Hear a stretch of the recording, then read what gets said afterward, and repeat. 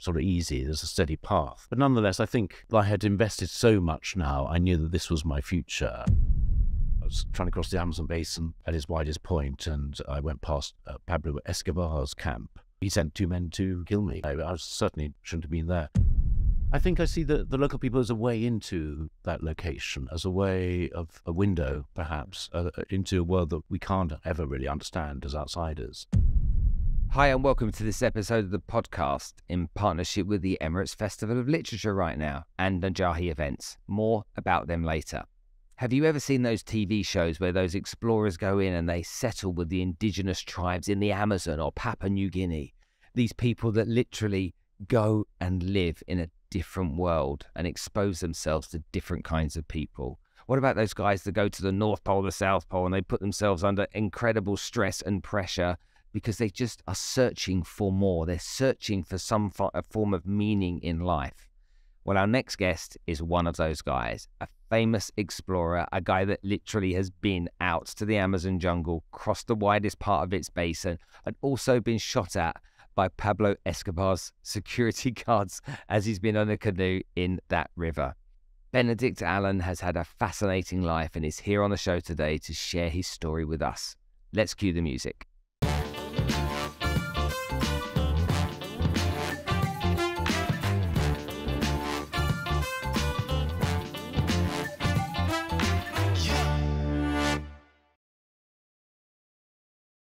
And lastly, thank you to Najahi Events, who have been sponsoring us now on the podcast for over a year. Najahi bring motivational speakers to the region to help inspire, educate, and motivate you to achieve better success and live a better life. Wow. Benedict, thank you very much for coming to join us on the podcast today. Oh, it's my pleasure. Have you done much of this kind of stuff? Done many podcasts? Podcasts? No. You know, I'm known as someone who's technophobic, and it's not necessarily fair, but, well, to start at the beginning, when I was a little boy, I wanted to be an explorer, but I didn't know how to become an explorer. And my dad was a test pilot, and he was part of a team that was developing the Vulcan bomber, which in those days, 1960s, was such a charismatic aircraft. It carried the nuclear deterrent for the UK. And my dad was testing out the Mark II, and he used to fly this plane over the back garden. And it was incredibly powerful as an experience. As a little boy looking up, seeing your dad, and one day I remember him tipping the wings of this plane. I thought, wow, signaling that it's him flying that day. And it stayed with me. But more important than seeing this extraordinary aircraft and my dad's ability with it was thinking it's possible to do something a little bit like my dad. And I knew I couldn't be a test pilot. As I said, I'm not technologically good, you know, and I'm a bouncy person, I'm an energetic person. And so I thought, how am I going to be a pioneer in my own way? How am I going to see the world? And so my dad provided me with this sort of role model in a way, I suppose. He made me believe it's possible to be some sort of explorer, or at least to pursue a dream. And that's what I did. But I didn't have any money. I clung onto this dream all the way through school, all the way through university, and worked in a warehouse just to get enough money to get myself to the Amazon. I thought, if I get the money for the air flight, I can get there and the local people will help me. So my expeditions became like that, just by default. I didn't have any money, so therefore the best way was to tune into people who saw the place not as a threat, but as a home that gave them their food, their medicine, their shelter. And so I lived with indigenous people and learnt their skills, and then would set out on my expeditions. So the years went by, and it became normal for me to immerse myself in a place with local people, and not taking technology became important to me, because technology was one more thing that connected me to my world, and it was incredibly important, if only for my survival, that I actually learnt to rely on the local people who I learned to trust, and gradually that trust was rewarded when they trusted me. I notice in the way that you talk about technology, how we have a whole world of distractions around us. And to be, and first of all, I'm putting this on the record right now. I hate your guts. I'm jealous. Okay, you've lived the life that I wanted to live, and I'll never forgive you for that. But apart from that, once I get past that, Do get out of the crowd, though. it's it's fantasy that you made a reality, and most people live their lives existing.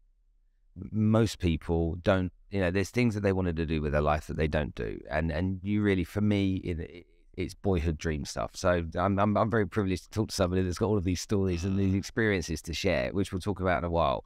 But technology seems to get in the way of a lot of stuff. It stops us from concentrating, I find. And I noticed that I watched a video where you had 2 desks. Oh, yes. Some years ago, yeah? Yeah. I don't know if for me, that was very simple, yeah? 2 desks separated by about a meter, but nonetheless there. As I looked at that, I'm like, why am I not doing that? And I was just talking to somebody the other day about taking my emails off my phone and being distracted by a WhatsApp coming in. And I think that whenever I go and I experience an adventure, whether it's, and I've been to Mount Elbrus, I've been to Toubkal, I've been to Kili, Everest. There we are. You're not doing too bad. That's right of you. You shouldn't hate me too much. I noticed that the less chance there is for technology to play a role, the better. Yeah. This is the Garmin's probably as technological as I am while I'm out there, but I don't know why. Yeah, it's a very intriguing thing. Just to explain about the desks, I decided I was being distracted just like everyone else. As I say, I'm low tech, but nonetheless, I'd still have a phone. I got it in my pocket. Then it's very, very tempting. Tweeting and this and that, just news, just keeping up to date. So I decided I'd have one desk where I had none of that, and it was just I'd be surrounded by my books.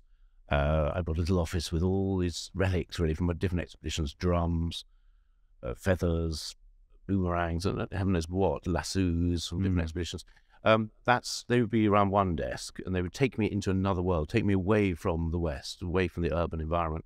And the other desk would be with my emails. Yeah, big screen, modern, clean desk, much more sort of functional. So I wouldn't go to that desk till certainly in the middle of the morning, but hopefully lunchtime.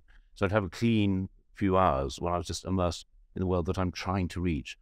And I suppose it's the same with my expeditions, but I think it's a weird thing. I'm seen as a bit of a relic, I'm a classic explorer type, really, someone who goes off, disappears. But it strikes me that that's more important than ever. Nearly every other explorer does take a GPS or satellite phone at least, but there's a value in disconnecting, which I think is getting more and more important for all of us, just to switch off and take a view of the world on our own terms. Well, we may be right or we may be wrong, but at least we'd be independent from everyone else's views that were swirling around and that we tend to get trapped into. So it strikes me that disconnecting is more important than ever, rather than, I'm trying to make myself sound relevant, actually, because I can be seen as just a throwback, because I still, my first expeditions, there were whole valleys that had never been seen by the outside world, and now those don't exist. But I think more important is this other inner space, really, that our view of the world and how important it is to release ourselves into a world that we discover rather than it's imposed on us by technology. It's really interesting you say that, because for here in Dubai, I have this hiking group, okay? And the hiking group has about 90 people in it. It's a WhatsApp group. And every Saturday morning we go hiking, and we meet at a certain location and we hike, and the first peak is for sunrise. So it's an early start. And there's a core group of people out of that 90 that come every single week because they get it. And then you have the other people that hear about it and say, can we be part of the group? We'd love to come hiking. And then it's, I didn't realize you went that time of the day. It's a little bit early, isn't it? Or it's a little bit hot out there. But we don't go for the reasons that people think we go for. It's almost like we've found we need to disconnect. It's almost become a priority for us once a week to be there, to watch the sunrise, to be in the mountains where it's very peaceful and quiet. You just hear the wind, and just get in touch with that type of emotion and feeling. Yeah. And then it kind of allows you then for the rest of the week to enjoy it. Yeah. It's so interesting. A lot of my expeditions are just simply not fun at all. And the last one, I was in the Amazon in June last year, and every day I almost hated, even though I was in an enchanted world, as it were. They're wonderful moments. I was lying in my hammock. I was all by myself in the rainforest, trying to retrace the steps I took as a much younger person when I'd had to escape from some gold miners who attacked me. So I was trying to retrace my steps, try and relive that experience and understand what happened to me as a very young man. And now I had all the survival skills and everything in order to not enjoy the forest, but at least work with it. But it was tough because of course, well, the first time when I'd escaped these gold miners, I didn't have any luggage. They'd stolen everything. I'd lost everything. This time I was carrying, whether it was 30 kilos or not, but I'm getting on a bit in age. But it was tough. It really, really was tough. But I think the impetus that I have is more like the impetus that you have. It's about that need. I didn't enjoy the expedition, but I enjoyed having done it. It filled up a certain need that I had. And I think a lot of people will say to me, oh, I wish I could be an explorer. But the answer is that I was very driven from a young age. I wanted to, there's something in me that needed to get out there and feel the world on my own terms. And for that reason, I put off having relationships. I worked in a warehouse. Even now I don't have sponsors because that sort of gets in the way of what I'm trying to do. And so it's not easy. It's not their agenda. Wow, okay, I didn't know that. Yeah, I know. I wish I did have. So I might change my mind. I'm open to be sponsored by you. Tell me about when you explore. Do you? For me, when I'm out on mountains, one of the things that I find really enjoyable is being able to share the experience. Yeah. So even though it was really tough on the final couple of days of Elbrus, the weather was really bad, and we had some people that went missing and stuff. That sense of community with the group of us, okay, it bonded us, but it made it feel like we had somebody to talk to about the experience afterwards that would get it. And doing what you do in some of the places that you go, is it hard for people sometimes to get it because they just weren't there and they just didn't feel it? I mean, I'll give you an example. I've been to the Amazon. All right. I've been into Manaus. I've been up, 4 or 5 hours up the river, into a very basic treetop type hotel, fished for piranha, jumped in with the caimans and all this kind of stuff. And I've been there. I know what it's like. I grew up in Nigeria in West Africa, so I've got experience of what it's like being in West Africa. But someone once said to me, describe Nigeria to me. And I said, I don't think I've got the words in my vocabulary to describe it well enough to do it justice, because it's that different. Yes, interesting. Now, obviously, you're a writer, and so you're far better at this kind of stuff. But do you find it? It is hard. I do have companions on my expeditions usually because, as I said, I turn to local people, indigenous people. So I'm living often in a village for a month, 2 months as I'm learning my skills, and then I set off perhaps alone. But the fact of the matter is, the people back home wouldn't understand that experience as I understood it. But I do see part of my duty really as an explorer is, in other words, as someone who sets off into somewhere that's not understood or misunderstood, there's a duty, I think, especially nowadays with the environmental problems we have all around the world, to report back. So it helps me to write a book. It helps me to talk to people like you who do understand or who are sympathetic or open to understanding. But I also see it as part of my job. But I definitely know I cannot go on the next expedition until I've written my account, written my book, or share that experience to school children. And perhaps some people get it and some people don't. But it certainly helps me to move on, because there's so much sort of bottled up in my head that is so intimate, I suppose, or so personal to me.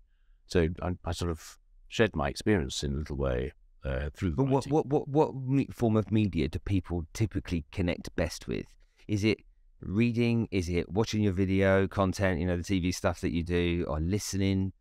Well, I think there are all sorts of different people. Children, they can't read my books because they're generally adults. There's some that are sort of simpler, but they tend to like a little, I pioneered the video selfie for television. The BBC one day said, can you take this contraption along? It's called a camcorder. This is obviously not recent times. It's a long time ago. It's called a camcorder. Could you just video yourself? And it turned out to be more complicated than it sounds, because in those days, every tape, I had to take out masses of tapes. So my cameras were loaded up, not just with essentials, but tapes And batteries? Well, I had solar panels on the humps of my camels. Okay. It worked beautifully, actually. Laid them either side of the camel humps. And so I was able to share not with a few thousand, but with millions of people. And in those days, it was enough just for someone to record their progress as they went along, not knowing if they're going to live or die. So I've reached different people in different ways. And it sounds like it's sort of egotistical, that it's all about me, but it isn't really. It's not meant to be, certainly. It's about sharing that experience that other people don't have the privilege or the ability, frankly, or the desire. I mean, not everyone wants to go through hell repeatedly. But I see it as part and parcel of the process. If you call yourself an explorer, you need to be able to report back, and it's essential to my psychology as well, my sense of well-being. Michael Palin had some really wonderful TV shows that he made when he travelled around the world to experience different things. It was never about him. Yes, there was satire involved because, of his own personality, which we all are fond of. But getting people to see the world differently, I think is really interesting. I know you've been to many places, and the Papua New Guinea, for example, is something I'm fascinated to learn about. But if you take somewhere like Uzbekistan, we have the Silk Road. Most people, and including me, most people in the West, most people in America can't identify most countries on the map. We know that, but most people in Europe are better with geography. However, most don't know where Uzbekistan is. And when you go to Uzbekistan and you experience the country, and you go to Samarkand and you see the history and you go to the Silk Road and you go to Bukhara and stuff like that, it's a different world. It's fascinating, and for me, a real privilege to be able to have the ability to go there. Why do you think people don't explore? Oh, that's what it was. I was going to lead up to, because as you've described it so beautifully, and you can almost imagine that Silk Road, the caravans of camels unloading their merchandise through the centuries there. It's an astounding place, region.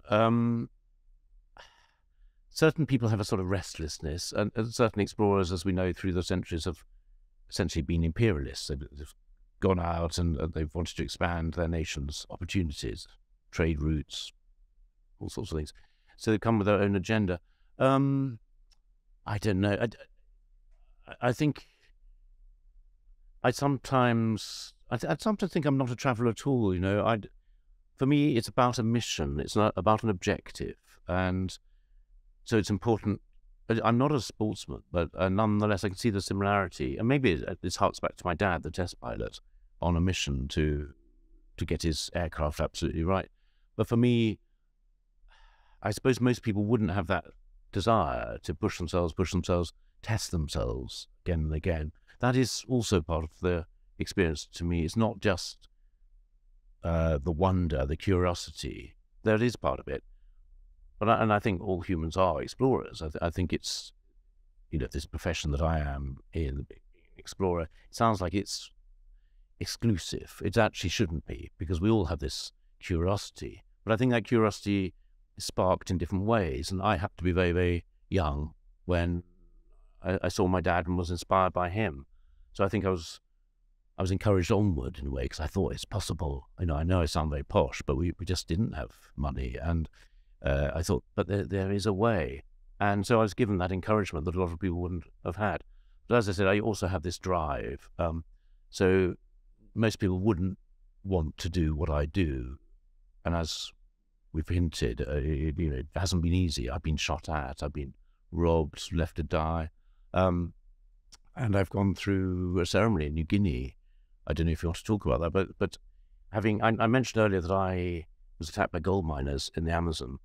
That was my very first expedition. I didn't know what I was doing out there. I had my canoe, my supplies. I came to a little shack in the Amazon, and in the night, I heard the two gold miners there sneaking up on me, and they were drunk, and I knew they didn't like me. But now I saw they had knives. I could see it in the moonlight. It was like some terrible movie. And I crept away from that shack into the canoe. The canoe capsized. I lost everything. I began to walk out of the forest. And I did survive that experience. I had 2 sorts of malaria. stumbled on for something like 3 weeks. I got to the outside world, but I think that gave me a further impetus. It didn't make me think I never want to travel again. I didn't want to be an explorer anymore. It turns out to be tough. I began to need to understand why I hadn't died, why I'd been spared in a way, and perhaps I had survivor's guilt. But anyway, I think I was somehow traumatized. My next expedition, I went back to rainforest. I decided to leave the New World alone. Wasn't going to go back to the Amazon for a while, but I thought New Guinea, it's got a lot of indigenous people there. Maybe they can help me understand the forest. And I ended up going through an initiation ceremony to become a man as strong as a crocodile. That was the phrase the elders used. And it was a secret, sacred ceremony. A big fence was erected. It was called the Crocodile Nest, because the locals had a role model, essentially, of a crocodile. And I went through this ceremony, and it's something that only a 22-year-old would do, a 23-year-old would do. But I threw caution to the wind. I thought, if it's good enough for them, maybe it's good enough for me, and maybe I'll understand the forest better, because who better to teach me than the local people? This is what it takes. So I went through the ceremony not knowing what I was up against, but it soon became clear, because I was lined up with the other local boys, indigenous people in the village, the boys, and our heads were shaven, given little grass skirts. We were led into this crocodile nest, and then put on upside down turned canoes and cut repeatedly with bamboo blades. And we lost, I suppose, about 1 litre of blood, 2 pints of blood each. Couldn't stand up after this. I mean, just cut repeatedly with crocodile marks, the crocodile insignia of the Nyara people. So even to this day, I have permanent scars up and down my chest and back. You sort of just about see them, perhaps. Yeah, this is a long, long time ago now, 30 years ago. And that was only day one. After that, we had to earn our crocodile marks, and we had to dance around the spirit house while all the old men thrashed us with sticks. And that went on, that was 5 times a day, and it went on for 6 weeks. And then we were judged to be men as strong as crocodiles. So this isn't the sort of thing you do on a holiday or on a casual journey. It was something very committed. You can perhaps get a sense of the drive I had, or the idealism, perhaps, because I was determined to try and do my journeys on local people's terms. I was quite conscious of. Is it more the people than the location? I think I see the local people as a way into that location, as a way of a window, perhaps, into a world that we can't ever really understand as outsiders.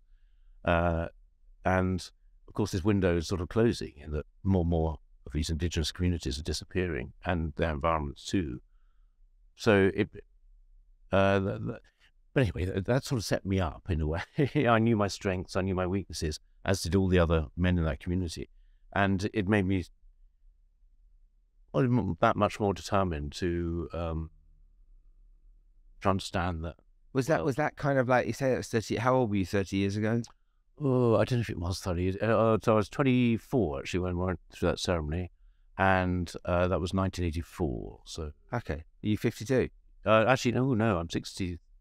So I've lost 10 years somewhere along the way. 84, no, 14, 94, I was 24. So you say 84? Yeah. 84, yeah, sorry, I was 14, I'm 24. Yeah. So you're 62? Yes. You look good for 62, really good for 62. Wow. You feel young though, yeah. So when I was 23, I moved overseas from the UK. I went to live in Hong Kong, my first job overseas. And so my 23-year-old self was invincible, okay, ambitious, adventurous, excited, living and feeling for the moment. And remember, this is before we had mobile phones to distract us. And so that's how life was. So I try and think of myself as the 24-year-old that you were. Mm. You go through an experience like you did in Papua New Guinea, that for 6 weeks of going through this process, that's life altering in terms of how you'll then address the world moving forward. Do you think that was a big catalyst once you came out the other side of it to say, well, if I can do that, then I can do most things? I think it must have helped. It must have done. I don't think back in that logical way, really, because still the impetus seems to be enough impetus to just keep on going. It seemed to be part of a process. And I think I was very blinkered as a young man.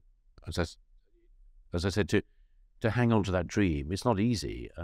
And I wasn't earning any money. I was living with my mum and dad when I was in the UK. And they're very supportive, but they were getting slightly restless, thinking, when's he going to settle down? And at first, my expeditions, I thought I couldn't carry on have a career like this. So it's quite easy to look back and think it's sort of easy. There's a steady path.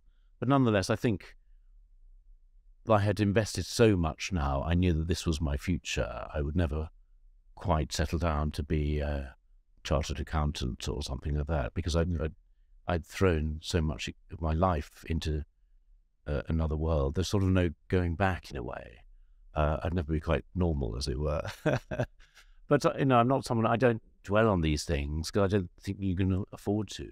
But I do think I realized after a time that I had to have a very clear sense of who I was and where I belonged. I didn't actually belong with the Nyara. I was brought up in various places because my dad was moving around as a test pilot around the UK. But nonetheless, I was sort of southern England born, or bred at least. And I had to have that clear sense of belonging. Otherwise, I felt I wouldn't be able to come back. I did go back to that community, the Nyara community, and was raised up through the ranks, as it were. I sort of became more and more senior. But there came a time when everyone was expecting me to marry and settle down in that community. And I just thought, I've got to choose. Because I was beginning to feel, I didn't belong there, really. It's not my culture, not my world. But I also began to feel I didn't belong back in the West. In other words, I had no home. And I thought, this is dangerous. I was ping-ponging backwards and forwards to New Guinea and the UK, thinking, where do I really belong? I thought, I've got to end this. So from then on, I started I didn't go back to New Guinea for years, for decades, and instead always radiated out from the UK. And it wouldn't have mattered if it had been anywhere else in Europe, really, but I needed to be in Europe in the widest sense, because that's really where I belong. And I think that gave me a sort of steadiness, knowing where I belonged and who I was. That certainly, more than anything else, it taught you strengths and weaknesses. And so I knew that anyone could just spiral out of control, delude themselves into belonging in the rainforest or wherever. But I knew I wouldn't survive very long unless I did have that sense of home, and that was far away. When you consider where you've been and what you've done, what haven't you done? It's probably an easier question to ask. Or what would you wish to do that you haven't done yet? Yes. It may be a function of getting older, as you pointed out.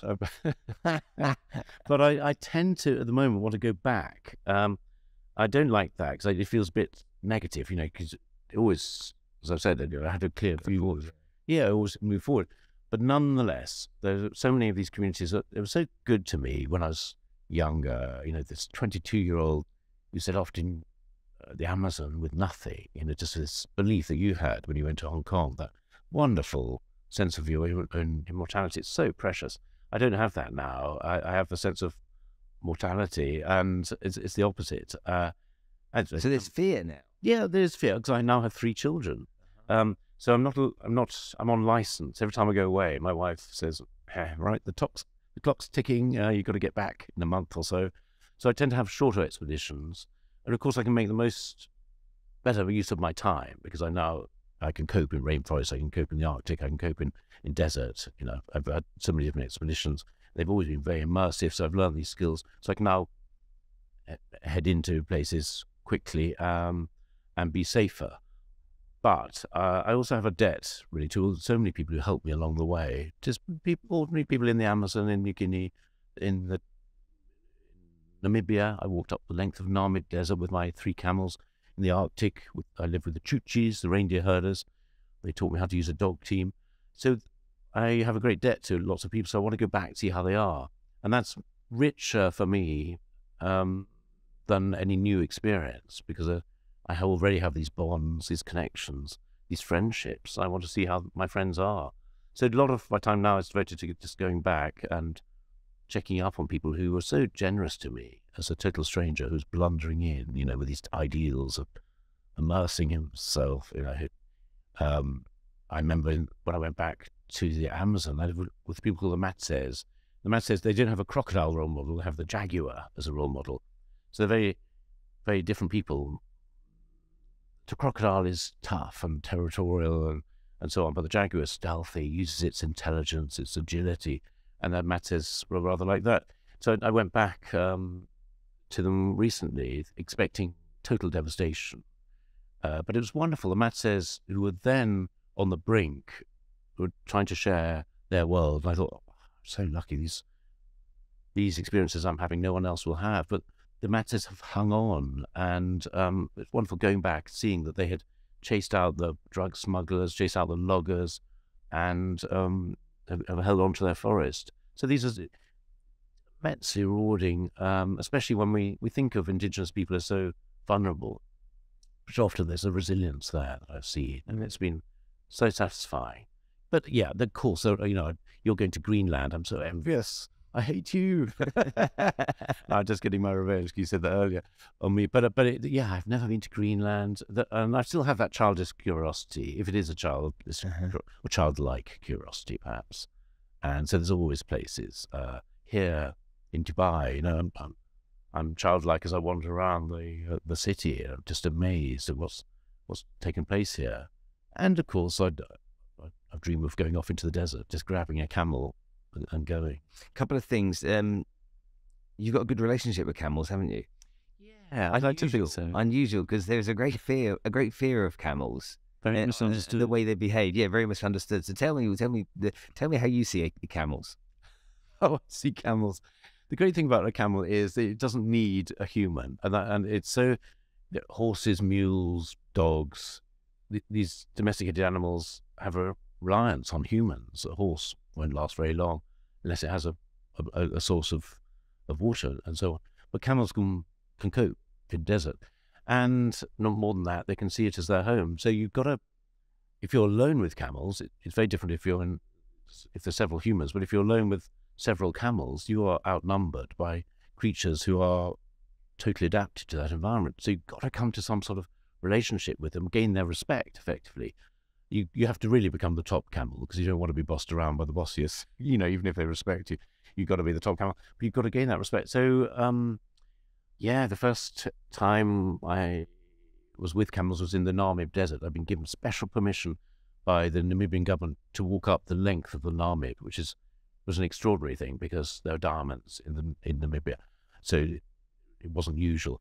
So I had this great chance, great privilege, but it relied on going with camels, because the government didn't want anyone to go in with a vehicle. They'd just smuggle diamonds out, because we wouldn't be able to x-ray the vehicles and so on. But me, a sort of crazy Brit, walking with 3 camels up the desert, was fairly harmless. So they allowed me to do this journey, full length of the Namib, which runs up the southwest of Africa. And but it meant getting these camels to believe in this journey, or at least believe in me. They didn't know what was ahead of them. And even at the very end of this 1,000-mile walk, they were looking over their shoulder, thinking, I wonder if we should just leave him and go back again. But they were great. They were my companions. They did the carrying. I did the navigating. We had this wonderful relationship, and they allowed me to see that desert as more like a home, a resource, a place that could be, need not necessarily kill me. As long as I had the camels on my side, I was okay. I knew that if they ever left me, then that would be the end. And in Mongolia, I crossed the Gobi Desert with camels, and one camel, after 14 days, it just had enough. It thought, I just want to go home now, and it just sat down. I thought, this is dangerous. No one in the world knows where I am. But I managed to get the other 2 camels to follow me, and you can see them choosing: do we follow the camel who looks more like us, or do we follow this one, this 2-legged camel? And they chose to follow me, and it's a great sort of compliment, I felt. Don't worry about that other camel. He wandered home. He arrived back 3 weeks later, fatter than when he set off. And this is the thing: camels will memorize bushes. They've got this sort of extraordinary facility to observe resources as they go along, and to sort of keep them in the back of the head. So he just wandered home, and the owners were thrilled when he turned up. But I carried on with my 2 camels, and we were fine. Wow. It's the unusual relationship that here in the Middle East that Westerners look at camels differently to how the locals do. Yeah, well, I think that's largely because they, as Westerners generally, were tourists or strangers anyway, regarded as strangers by the camels, and strangers are a threat. Yeah. So if any survivalist, any person or animal that's thinking about their survival, as you have to in the desert, you've always got to be aware. The more you're encumbered by a stranger who doesn't know what they're doing, the more they're a threat. So loyalty is a big thing for a camel. And if I was loyal to my camels, they would pay that back with a wonderful loyalty. Camel milk, camel chocolate, many camel products now are far more widely seen and accepted. I've seen that you have experienced camel milk yourself. I can't. You weren't must have. I've certainly had camel meat. I remember losing a bit of a tooth. So I crunched into this camel meat and it had a bit of grit in it. That was a painful memory in Mongolia. I mean, that simple error, not checking that it was dried meat from a camel. Simple error of not checking, see if it had a bit of grit in it, can be fatal. It can be fatal. You have a toothache. You lose a tooth. Toothache can be, as I'm sure you know, unbearable. So you'll be distracted by your toothache. You don't concentrate. You so you don't harness your camels properly, and then the baggage falls down, and you find yourself with 3 panicking camels, and then you're dead. So got to be so careful. But anyway, yes, happy days in the desert. I love camels. I love deserts. So different from rainforest. Rainforest are surrounded by these trees, a horizonless environment where you feel imprisoned by all these species that are the best of their kind. Desert is wonderful because it's like your mind expands to fill that space, and every little creature you see isn't a threat, as it seems after a while in the Amazon or New Guinea or Borneo. But in the desert, every creature seems so special because they're on your side, the side of life. It's so, even snakes, I'd think, wow, beautiful, it's alive like me. I love the way you describe that. You feel that. Okay, you do motivational talks as well. I do. You don't need motivating though, do you? No. Tell you about your inner jungle, how you can. How do you use your experiences to create those types of talks, and who would you normally be talking to? I'd normally talk about rainforest because it's a very easy metaphor. It's a highly competitive world here in Dubai, but it's also all around the world. We're having to adjust to different circumstances all the time. So I talk about the various disasters I've had. No one wants to hear of other days when it goes well. But I talk about, for example, I was trying to cross the Amazon basin at its widest point, and I went past Pablo Escobar's camp. He was hiding down in the lowlands on the border between Peru and Colombia. And he sent 2 men to kill me because I was a problem for him. He just thought I was some CIA person, perhaps. I don't know. But I certainly shouldn't have been there. And these people chased behind me with their gun in their canoe, and I was paddling, and these people would shoot at me, and these bullets going right past my head, really nasty. And I suppose it was all over in a couple of minutes. I got round the river bend, and the reason why I survived was simply that these men weren't experts in their environment. Yes, they coped very well in Medellin, up in the highlands, but they couldn't paddle a canoe and kill someone at the same time. And so that's how I got away with it. So I talk about these experiences with audiences, and yeah, it's a story, and it can be exciting if I tell it well. But in the end, I suppose it does a couple of things. It takes people away from their own worries, their own world. This could be a banking corporation, HSBC, or it could be any startup company, all range of managers and so on. Any audience really, and sometimes I talk to schools as well. But I use these stories to engage people, take them away from their problems, their worlds, and use the jungle as a metaphor. Talk about how we all have this. We all are in a competitive world. Sometimes it is confusing out there, but there are allies there. No one can do it alone. But there are ways you can use the forest to help yourself. There's water there. There is food there. There is shelter there. If you look to it as something that we're not fighting. And I talk about that initiation ceremony, how in the end we're all in it together. So we knew in that initiation ceremony that we wouldn't be allowed out of the crocodile nest. until we were all judged to be working together. Because in the end, it's not about the individual.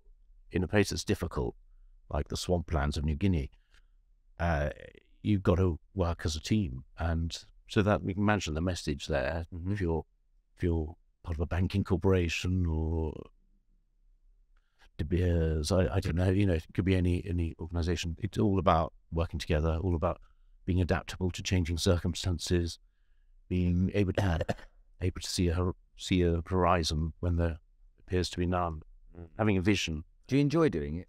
I do, because apart from anything else, I'm in a way very unworldly. Although I've seen a lot of the world very intensely, I'm someone who's, I'm not used to, I've never had an employer, I've never had a desk, So this is a way of actually communicating with my own people, as it were. They may not be typical, but they are people of my own sort.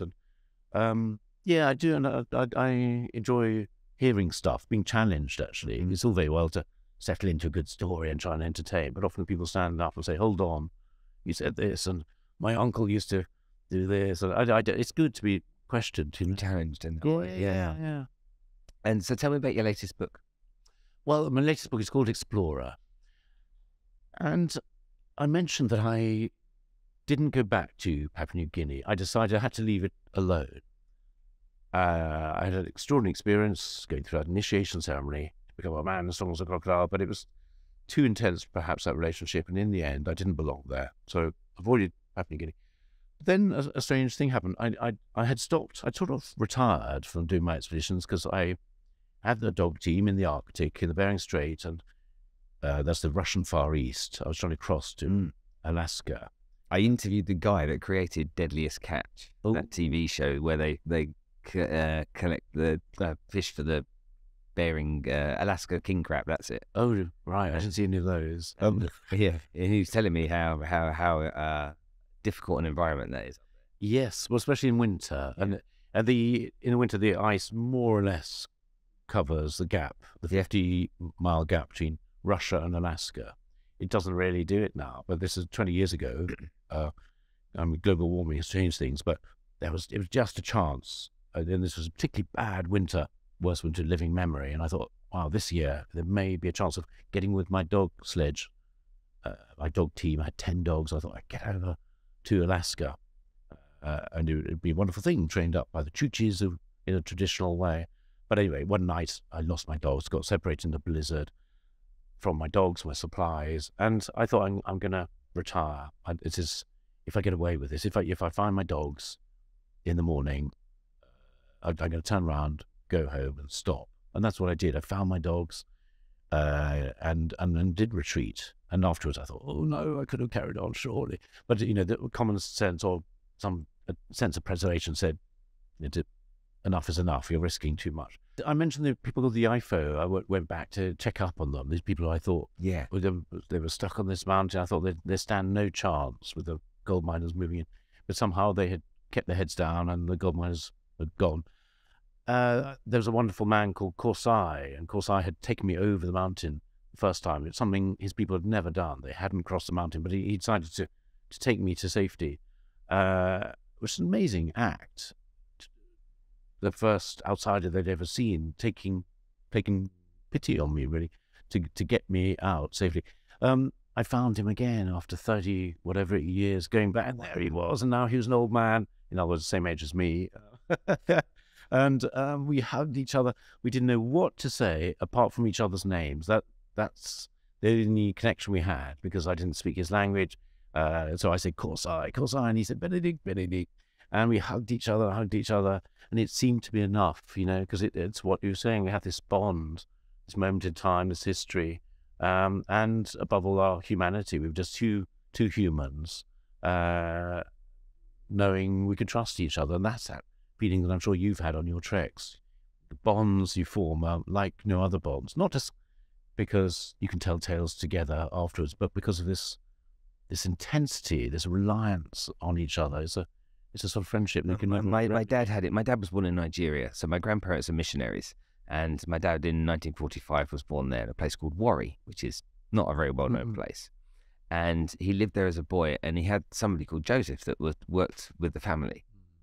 And when I was 7 years old, my dad was in his 30s. He went back to live there in Nigeria and work in the oil industry. Yeah. And he went to find Joe. And he went back to the bush, like into the countryside, to try and find him. And it took him a number of days, but eventually he got Joe. And once he got Joe, the bond they had then forever, okay, was that Joe was always by my dad's side. Joe was my dad's right-hand man. He's the driver, everything Joe was. And that I thought was really, really special, you know, just like you explained there. It just reminded me of my father, I think. Yes, yeah, Those relationships. yes, and that relationship with the wider world. Again, if the phone, you know, can distract people from these strong bonds, these connections you can forge, not just with fellow humans, but with the planet at large. We need this more than ever because of climate change and all the rest that's happening around the world. We need to understand the world that we depend on, and that is part of the process. That if we're all explorers, we're all connecting to that land. Well said. Benedict, it's been lovely talking to you. Good to talk to you. Thank you so much for coming on the show today. Well, thanks for sharing your journeys with me.